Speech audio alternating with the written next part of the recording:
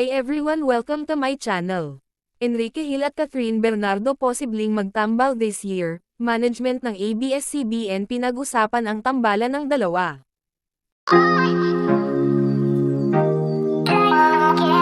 Game na game ang actor-producer na si Enrique Hill, na muling makatrabaho ang box office superstar, na si Catherine Bernardo.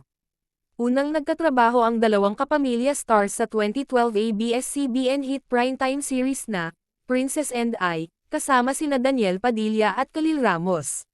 May mga chikang pinag-iisipan daw ng ABS-CBN na pagsamahin uli sina Kat at Ken sa isang acting project, kaya naman hininga ng ilang members ng media ng reaksyon ang binata hinggil dito. Noong December 27, ay na-interview si Enrique Hill kung saan ay inamin niya na gusto niyang makatambol muli si Catherine Bernardo, at kung mapagbigyan daw ng management, at tatanggapin niya ito at reading ready na siya kung sakali man. Nilinaw din ni Ken na kahit nagpo-focus siya ngayon sa sarili niyang production company, ang Immerse Entertainment, hindi naman niya totally iiwan ang pag-arte sa telebisyon at pelikula. Sa mga hindi pa aware, si Ken ay isa sa mga producer ng MMFF 2024 na entry na, Strange Frequencies, Taiwan Killer Hospital, at kasama rin siya sa cast ng naturang reality horror movie.